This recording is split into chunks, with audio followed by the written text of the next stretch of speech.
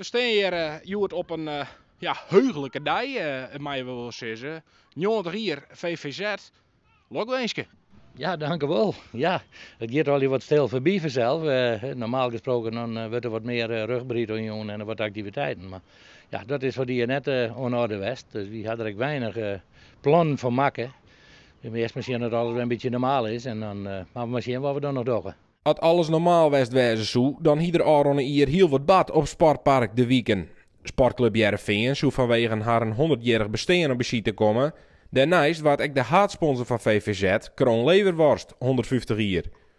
Sportpark de Wieken zou het terrein vol festiviteiten worden, maar het roemt door corona alle keer oors. Dags weer de Fries Wol werd in de Aron 90 jaar het hechtepunt te vinden is. Ik denk een van de hechtepunten is dat de geschiedenis van de wedstrijd. Dat ze natuurlijk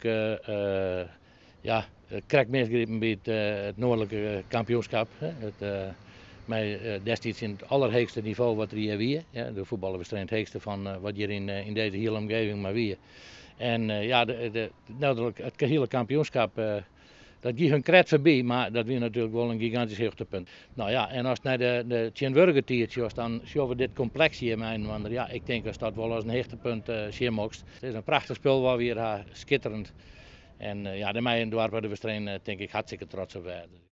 Naast hoogtepunten is er wat de voorzitter onbelangrijk ook een dieptepunt. En dat is nog net uit de 4 verliezen. Ik zie het op dat moment net in het bestuur, maar uw sneeuwzoordeling die is 2,5 jaar is die opheven. Vanwege de hele tendens was juist dat steeds meer naar de zaterdag gaat. Maar daar leidt toch de geschiedenis van deze club wel. En dat is natuurlijk voor een hele pruttige mensen weer het natuurlijk toch een hele zwiere tijd om te zeggen van hey, wie moet u zo die een loslaten, het is gebeurd, we kennen het verder. Maar dat is natuurlijk wel iets wat erin hakt had. Het Aron hier wie dan net heel sportief, maar financieel zit de toekomst er aardig voor.